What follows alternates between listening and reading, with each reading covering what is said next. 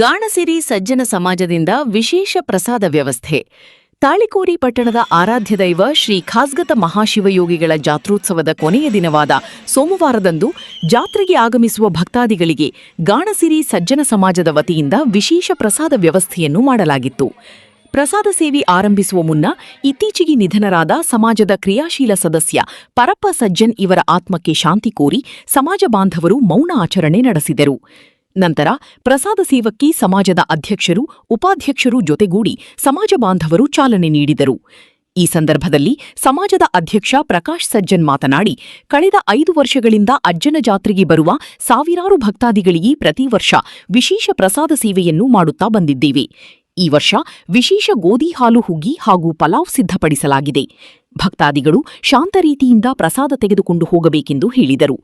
ಪ್ರಸಾದ ಸೇವೆಯಲ್ಲಿ ಸಮಾಜದ ಉಪಾಧ್ಯಕ್ಷ ತಿಪ್ಪಣ್ಣ ಸಜ್ಜನ್, ಪ್ರಮುಖರಾದ ಕಾಶಿನಾಥ್ ಸಜ್ಜನ ಬಿದರಕುಂಡಿ, ರಾಜು ಸಜ್ಜನ, ಶರಣಪ್ಪ ಸಜ್ಜನ, ಸಂಗಪ್ಪ ಕಂದಗಲ್, ಮಲ್ಲಪ್ಪ ಅಸಂತಾಪುರ, ಶಿಕ್ಷಕರಾದ ಈರಣ್ಣ ಸಜ್ಜನ, ಮುಖ್ಯ ಗುರುಗಳಾದ ಎಸ್ಬಿ ಸಜ್ಜನ ಹಾಗೂ ಸಮಾಜ ಬಾಂಧವರು ಉಪಸ್ಥಿತರಿದ್ದರು.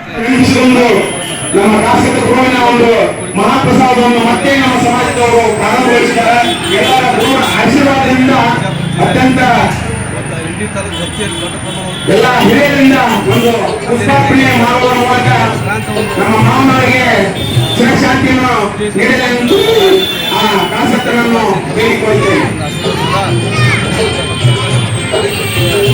ಒಂದು ನಿಮಿಷ, ಒಂದು